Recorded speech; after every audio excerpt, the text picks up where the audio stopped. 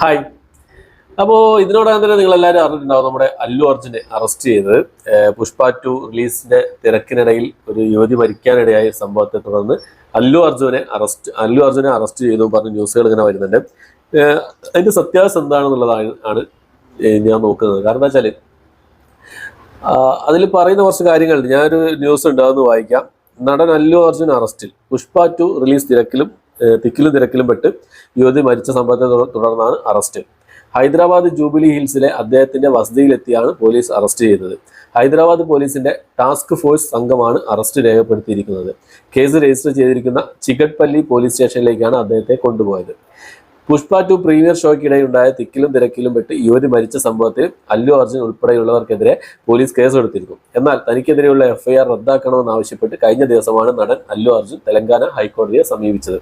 അതിനുശേഷം നടന്ന സംഭവം എന്താ വെച്ചാൽ, ഡിസംബർ 4 ബുധനാഴ്ച 11 മണിക്കാണ് പ്രീമിയർ ഷോ ഉണ്ടായിരുന്നത്. രാത്രി 11 മണിക്കാണ് പ്രീമിയർ ഷോ ഉണ്ടായിരുന്നത്.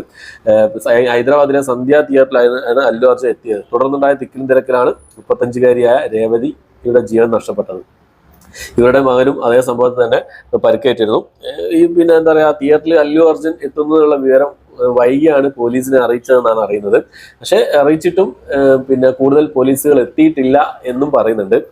കേസിൽ അറസ്റ്റ് ഉൾപ്പെടെ തനിക്കെതിരെയുള്ള തുടർ നടപടികൾ അവസാനിപ്പിക്കണം എന്നാവശ്യപ്പെട്ട് അല്ലു അർജുൻ ഹൈക്കോടതിയെ സമീപിച്ചിട്ടുണ്ട്. പക്ഷെ എന്നാൽ കേസ് പരിഗണിക്കുന്നതിന് മുമ്പ് തന്നെ പോലീസ് അദ്ദേഹത്തെ അറസ്റ്റ് ചെയ്യാനുണ്ടായത്. അപ്പോൾ 14 ദിവസത്തേക്ക് റിമാൻഡ് ചെയ്തു എന്നൊക്കെയാണ് ഇപ്പോഴത്തെ ന്യൂസ് വരുന്നത്. 14 ദിവസത്തേക്ക് റിമാൻഡ് ചെയ്തുവെങ്കിലും ഈ ഒരു സംഭവം, ഹൈക്കോടതിയുടെ ഭാഗത്തുള്ള ഈ ഒരു സംഭവം പിന്നെ എന്താ പറയുക, ആ ഒരു സംഭവം ക്ലിയർ ആവാതെ റിമാൻഡിലേക്ക് ഒന്നും അയക്കില്ല എന്നാണ്. സംഭവം എന്താണെന്ന് വെച്ച് കഴിഞ്ഞാൽ, പിന്നെ പോലീസുകാരുടെ എണ്ണം കുറഞ്ഞതോടുകൂടി അദ്ദേഹത്തിന്റെ സുരക്ഷാ ജീവനക്കാർ തിരക്ക് നിയന്ത്രിക്കാൻ ശ്രമിച്ചു. അന്നുണ്ടായ സംഘർഷത്തിനിടയിലാണ് പിന്നെ ഈ സ്ത്രീ മരിക്കാനിടയായത്. ഇതൊന്നും അറിയാതെ തിയേറ്ററിൽ സിനിമ കണ്ടുകൊണ്ടിരിക്കുകയായിരുന്നു പിന്നെ അല്ലു അർജുൻ എന്നാണ് അറിയുന്നത്.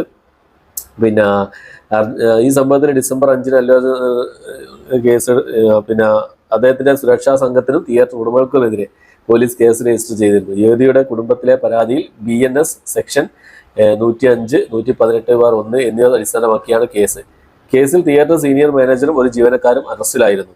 അതിനിടെ യുവതിയുടെ മരണവാർത്തയിൽ ദുഃഖം രേഖപ്പെടുത്തി രംഗത്തെത്തിയ അല്ലു അർജുൻ യുവതിയുടെ കുടുംബത്തിന് 25 ലക്ഷം രൂപ ധനസഹായം വാഗ്ദാനം ചെയ്തിട്ടുണ്ടായിരുന്നു.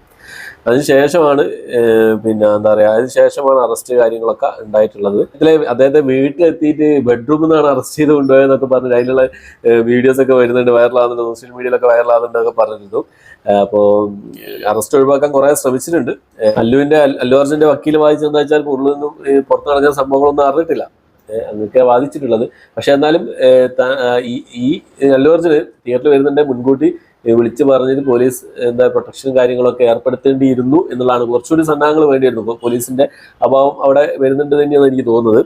എന്തായാലും ഇതുപോലൊരു സംഭവം നടക്കുന്ന സമയത്ത് കൂടുതലും പ്രൊട്ടക്ഷൻ വേണം. അത്രയും ജനക്കൂട്ടം വരുന്ന സമയത്ത് എന്തായാലും ഒരു അപകട കാര്യങ്ങളൊക്കെ ഉണ്ടാവും എന്നുള്ളത് മുൻകൂട്ടി കണ്ടുകൊണ്ട് ചെയ്യേണ്ട കുറച്ച് കാര്യങ്ങളൊക്കെ തന്നെയാണ്. എന്തായാലും 2 വർഷങ്ങളും ഉണ്ട്. തിയേറ്റർ മുന്നിൽ നടന്ന സംഭവത്തിൽ താരത്തിനെ പിന്നെ അറസ്റ്റ് ചെയ്തതിന് വിമർശിക്കുന്നവരുണ്ട്, താരത്തിനെ അറസ്റ്റ് ചെയ്യണമെന്ന് പറയുന്നവരുണ്ട്.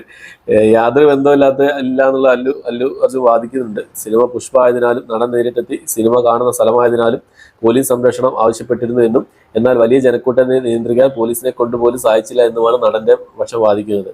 ആവശ്യപ്പെട്ടതിലും കുറച്ച് പോലീസുകാരെ മാത്രമാണ് സ്ഥലത്ത് വിന്യസിച്ചത് എന്നും ഒരു പക്ഷമുണ്ട്. എന്തൊക്കെയായാലും 2 വർഷങ്ങളും എല്ലാത്തിനും ഉണ്ടാവുമല്ലോ.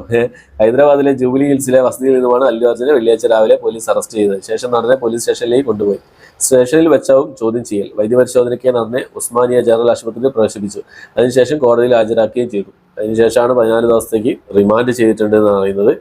അതിനിടയ്ക്ക് പിന്നെ ഈ മരിച്ച രേവതിയുടെ ഹസ്ബൻഡ് അല്ലു അർജുനെതിരെയുള്ള കേസ് പിന്നെ എന്താ പറയാ പിൻവലിക്കാൻ తయారాണെന്ന് പറഞ്ഞുള്ള ഒരു వీడియోస్ ഒക്കെ పుറത്തിറങ്ങിയിട്ടുണ്ട്.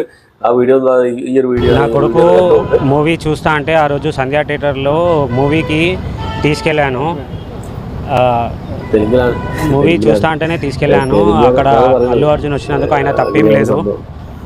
మేమేమైనా ఉంటే దానికి కేసు విత్డ్రా చేసుకోనికి రెడీ ఉన్నా. అది న్యూస్ కూడా నాకు పోలీస్ వాళ్ళు ఏమి ఇన్ఫామ్ చేయలేదు అరెస్ట్ చేస్తున్నట్టు. నేను ఇప్పుడు మొబైల్లో చూసిన, హాస్పిటల్లో ఉన్నప్పుడు మొబైల్ చూసిన ఇట్లా అల్లు అర్జున్ అరెస్ట్ అయ్యాడని. అల్లు అర్జున్కి అయితే ఏం సంబంధం లేదు వచ్చినందుకు. ఏమైనా ఉంటే నేను కేసు విత్డ్రా చేసుకోనికి రెడీ ఉన్నాను. 14 ദിവസത്തേക്ക് റിമാൻഡ് ചെയ്തത് പിന്നെ തെലങ്കാന നബല്ലി മജിസ്ട്രേറ്റ് കോടതിയാണ് റിമാൻഡ് ചെയ്തത്. പക്ഷേ നടന്ന് ജാമ്യം നൽകരുതെന്ന് പ്രോസിക്യൂഷൻ കോടതിയിൽ വാദിച്ചിട്ടുണ്ട്. യുവതിയുടെ മരണത്തിൽ തനിക്ക് നേരിട്ട് ബന്ധമില്ലെന്നും FIR റദ്ദാക്കണമെന്നും ആവശ്യപ്പെട്ട് അല്ലു അർജുൻ ഹൈക്കോടതിയെ സമീപിച്ചിട്ടുണ്ട്. 105 കുറ്റകരമായ നരഹത്യ, 118/1 മനഃപൂർവ്വം മുറിവേൽപ്പിക്കൽ തുടങ്ങിയ വകുപ്പുകൾ പ്രകാരമാണ് അല്ലു അർജുനെ അറസ്റ്റ്, സുരക്ഷാ ജീവനക്കാർ, തിയേറ്റർ മാനേജ്മെന്റ് എന്നിവർക്കെതിരെ തെലങ്കാന പോലീസ് കേസെടുത്തിട്ടുള്ളത്. ജാമ്യമില്ലാ വകുപ്പുകളാണ് ഇവ. അതാണ് അടിപൊളി. മജിസ്ട്രേറ്റ് ജാമ്യം നിഷേധിക്കുന്ന പക്ഷം അല്ലു അർജുനെ റിമാൻഡ് ചെയ്യും. ഇത് കണക്കിലെടുത്ത് വൻ സുരക്ഷയാണ് നഗരത്തിൽ ഒരുക്കിയിട്ടുള്ളത്. റിമാൻഡിലൊക്കെ പോവുകയാണെങ്കിൽ ഉറപ്പായിട്ടും നല്ലൊരു തെലങ്കാന അടിപൊളിയായിരിക്കും. കത്തുന്നാണ് തോന്നുന്നത്. കഴിഞ്ഞ ദിവസമാണ് FIR റദ്ദാക്കാൻ ആവശ്യമായിട്ട് നമുക്ക് തെലങ്കാന ഹൈക്കോടതിയെ സമീപിച്ചത്. അതുമ്പോൾ ഹൈക്കോടതിയുടെ ആ ഒരു ഇതും കൂടി വന്നതിന് ശേഷം എന്തായാലും അല്ലു അർജുൻ്റെ റിമാൻഡിൻ്റെ കാര്യങ്ങളൊക്കെ എന്തായാലും അറിയാൻ കഴിയുള്ളൂ എന്നാണ് അറിയുന്നത്. അപ്പോൾ എന്തായാലും നമുക്ക് കാത്തിരുന്ന് കാണാം എവിടം വരെ എന്താവും എന്നുള്ളത്. ജാമ്യമില്ലാ കുറ്റമാണ് ചോദിച്ചത്, നോക്കാം. വൻ സുരക്ഷയാണ് ഹൈദരാബാദിൽ നിന്നാണ് അറിയുന്നത്. എന്തായാലും കാത്തിരുന്ന് കാണാം എന്തൊക്കെ സംഭവിക്കുന്നുള്ളത്. നിങ്ങളുടെ അഭിപ്രായങ്ങൾ എന്തൊക്കെയാണ്, ഇതിനെക്കുറിച്ചുള്ള നിങ്ങളുടെ അഭിപ്രായങ്ങൾ എന്തൊക്കെയാണെന്നുള്ളത് കമന്റ് ബോക്സിൽ രേഖപ്പെടുത്താൻ ശ്രമിക്കുക.